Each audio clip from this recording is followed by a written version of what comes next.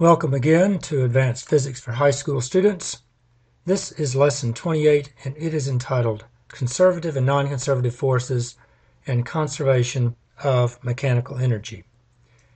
We come now to a topic, conservative forces, that will be important to us when we go to apply the principle called the work-energy theorem.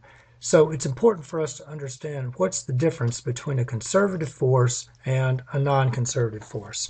The simplest way to do this is to think about conservative forces as forces that are able to give back the work that's done against them, whereas non-conservative forces are unable to give back whatever work is done against them. We'll have another name for non-conservative forces. They are called dissipative forces because they dissipate the work. They'll dissipate the energy that goes into that, usually in the form of heat or sound or some other way in which that work that is done against them will not be able to be harvested back. So far, we have encountered three conservative forces. One of them is the gravitational force, another is the spring force, and there's one more that we have encountered and we're going to encounter in a different form. It is the electrostatic force. The rest of the forces we've seen so far are non-conservative forces. For instance, tension in a string is non-conservative. The normal force is non-conservative. Any kind of push or a pull that we exert with our hands is non-conservative. Frictional forces or air resistance, all of those are non-conservative forces. We're going to see that when we deal with conservative forces, that it is possible to write a potential energy function associated with those conservative forces. Here's what I mean. If we have the gravitational force close to the surface of the Earth, the weight, then we say that the force, Fw, is equal to m times g. Well, there is a gravitational potential energy that's associated with that force, which is equal to m times g times the elevation y that the object is above some reference position. For the spring force, we say that there is a spring constant k times x, and we say Hooke's law, the spring force Fs is equal to k times x. Associated with that spring force is something that we call elastic potential energy. 1/2 times kx squared. For the electrostatic force, we're going to encounter something in coming lessons called the electric field. I'll go ahead and introduce it here. It turns out that the electrostatic force, if we know what the electric field is, the electrostatic force is equal to Q times E, the strength of the electric field. There is an electrical potential energy that's associated with that. That electrical potential energy is equal to Q, the quantity of charge, times something called potential, V. We'll have another name for potential, which is going to be called voltage. Technically, it is a difference in potential, but we'll just call it voltage. One of the things about conservative forces is that the amount of work that is done against conservative forces is independent of the path that's followed when the work is done. Technically, what that means is it doesn't matter how I get the object from one position to another when I do work against this force. The potential energy that the object has as a result of the work that's done against the force does not depend on which way that I went to get to the new position. That's a technical thing. It's going to have more to do with calculus. We're not worried about calculus here, but that may be a question that comes up on the AP exam. If you have a conservative force, the work done against the force is path independent. Now, we've been talking about this thing called the work-energy theorem. We're going now to state the work-energy theorem in terms of conservative and non-conservative forces. And here's the way that it goes. The amount of work that is done by non-conservative forces is going to be equal to the change in the total energy of the system. So, for example, when I lift a weight, I give an object gravitational potential energy. I do work against the gravitational force and I give the system some gravitational potential energy. If I do the work slowly, then the amount of work that I do, which is the force times the distance in the case of this constant force that I'm doing work against, will be equal to the change in the gravitational potential energy of the system. Here's the way this looks in equation form. Work W, non-conservative, NC, is equal to the change in the total energy. This is a powerful, powerful theorem, and it looks very straightforward here. We're going to see that it will become very complicated as we have systems that involve changes in all kinds of energy: kinetic, mechanical, electrical. We're going to ultimately get to thermal energy. We'll deal with magnetic energy. There'll be some other types of energy that we may see: radiant energy, sound energy. I can write this theorem and it applies to any system. A powerful, powerful theorem. Some might even say that this is one of the most powerful theorems in all of physics.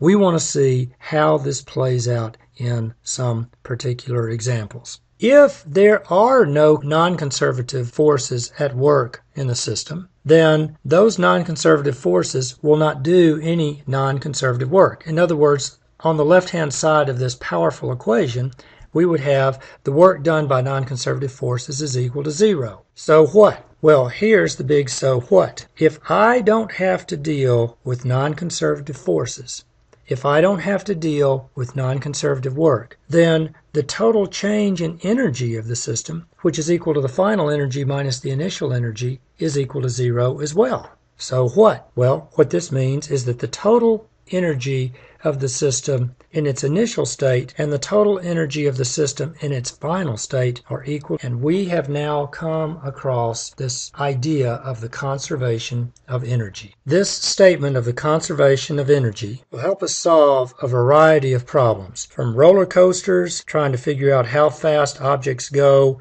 when they change elevations, to springs, to objects that are on the ends of bungees, to all sorts of systems. We want to see some of those at work in the next few examples. We will not always have non-conservative forces that are at work, but when they are, then we can apply the principle of conservation of energy. And if non-conservative forces are at work, then we will apply the work energy theorem. Let's take a look at some examples. The first example, example 28.1. An 8-kilogram block rests on top of a frictionless incline that's 5 meters tall and 7 meters long.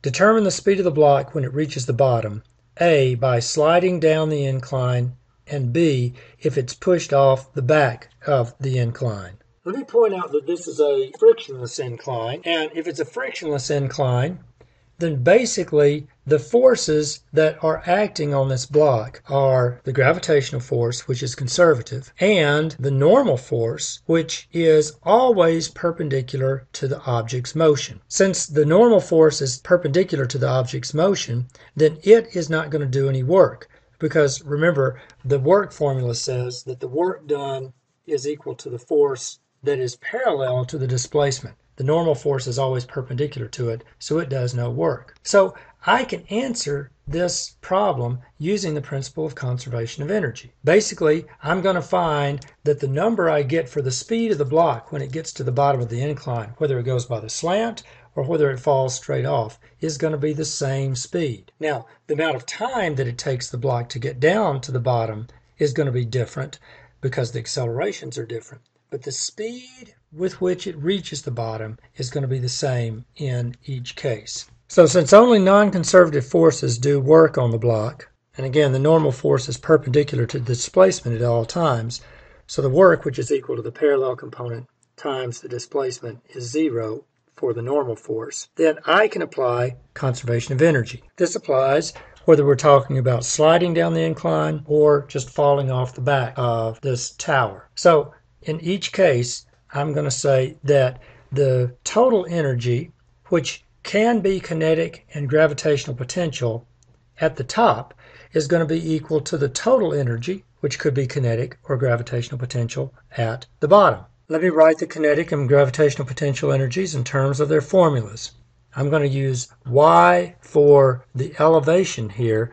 Now, notice the distance here of the slant is 7 meters, but the y that's going to appear in the gravitational potential energy is the 5 meters. Whether it's on the slant or whether it's falling off vertically. And the reason for that is because the gravitational force is completely vertical, and the component of that force that's acting down the incline, the vertical part of that, is going to be equal to the weight. Well, they tell me that at the top, the thing starts from rest. And if I let my y equals 0 level be at the bottom, then at the bottom, y is going to disappear as well. So I can rewrite this formula as mgy at the top is equal to 1/2 mv squared at the bottom. Now you notice something is common on both sides. It's the mass.